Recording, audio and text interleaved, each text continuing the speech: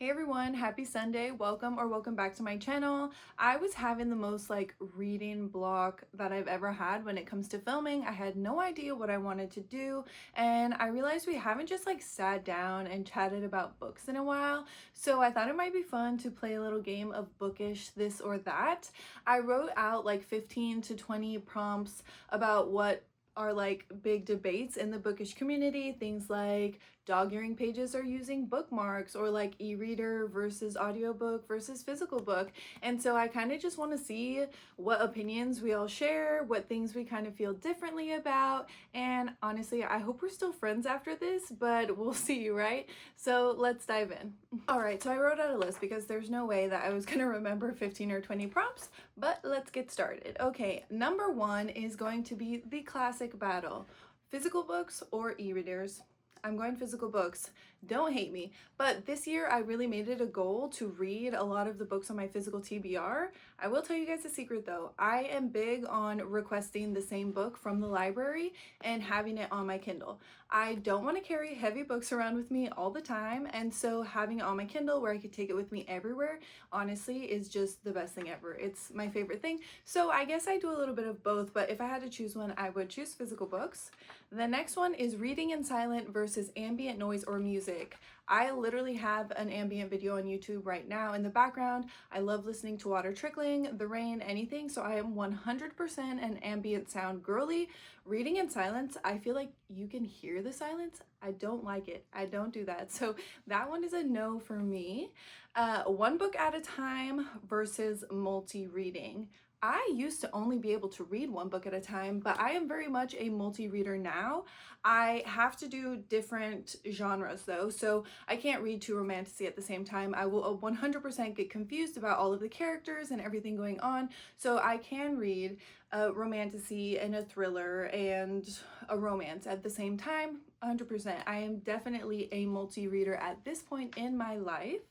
Dog-earing pages versus using a bookmark. No, I am a bookmark girly. If I see you dog-earing your pages, I'm like, crime. They're committing a crime. No, not a fan. Okay, reading in the morning versus reading at night. This one I feel like has changed for me a lot since I moved to physical books. So I am a reading in the morning girl because of the light. I need the light to read. Obviously, if I'm reading physical books, I do have little lights. What do you call it? Like a book light that you put on your book. It's just not the same. So I am a reading in the morning kind of girl. Character driven versus plot driven. This one is kind of hard for me, but I think I would go character driven. I think that if you have really good characters, I can get into the book, but if the plot is good and I hate the characters, I don't like it. So I definitely think that I am into more of a character driven story. First person versus third person. I don't know, honestly. First person versus third person. I versus they. I think I'd go with I don't know. I guess I would have to even, I don't think I pay attention to this, but I probably would go for first person. I think, especially because I like a multi-point of view, but this one is hard. What do you guys think? First person or third person? Enemies to lovers versus friends to lovers.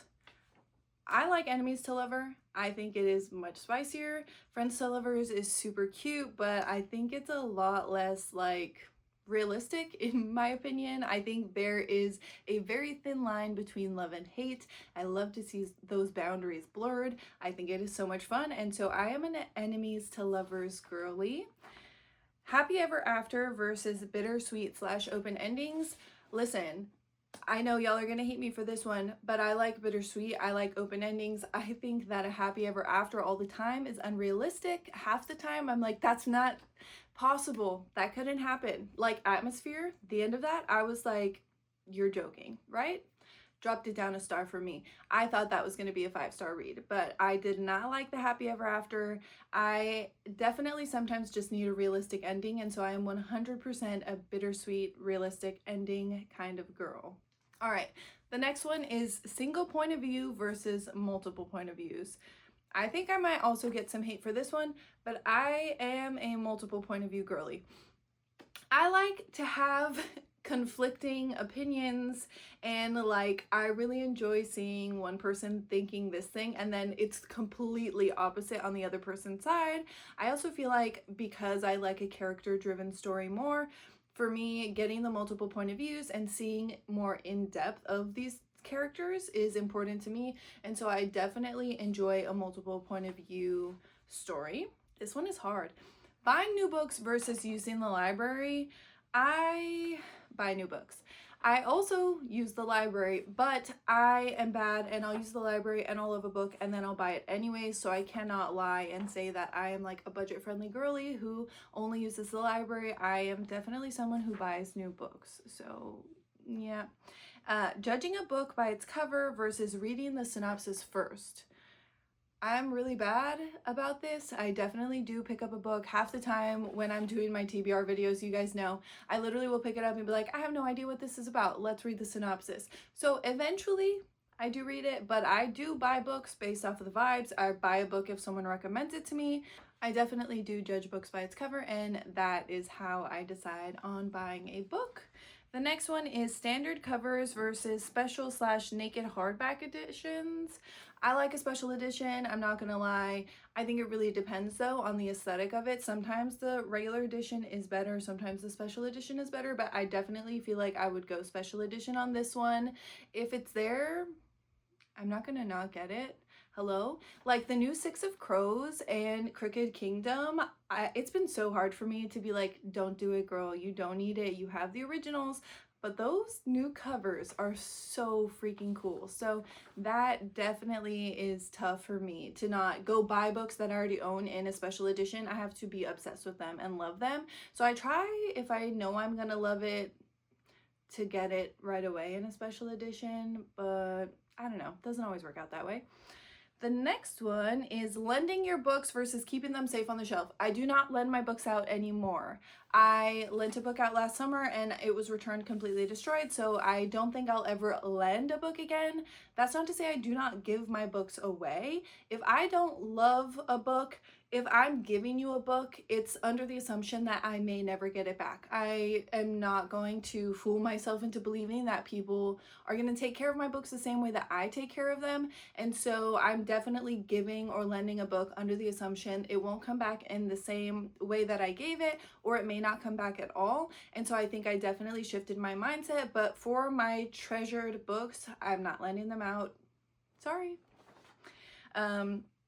Oh, annotating / writing in books versus keeping them pristine.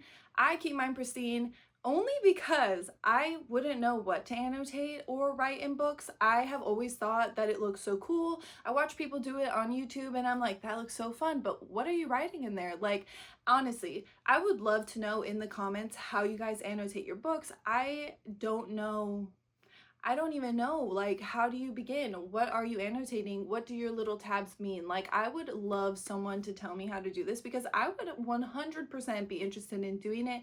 But as of now, all of my books are pristine. I've never annotated a book before. I am interested in learning how to do that though.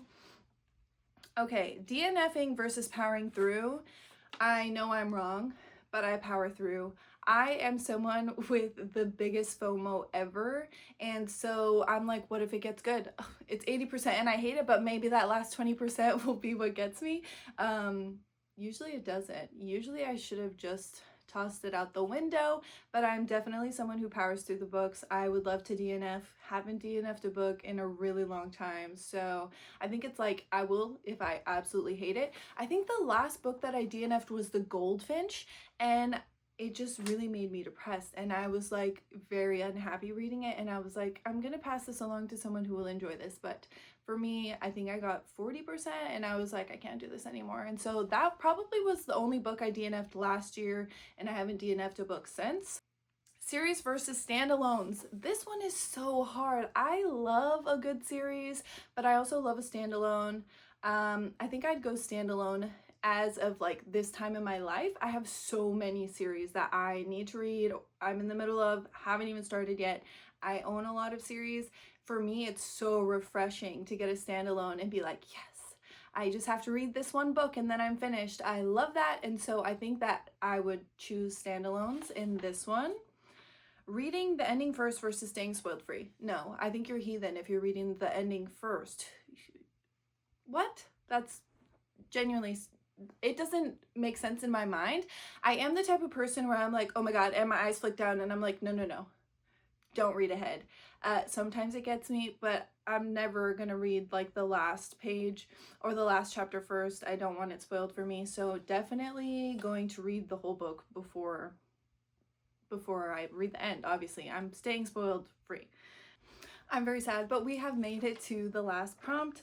Love triangles versus there's only one bed. I think this one is kind of hard.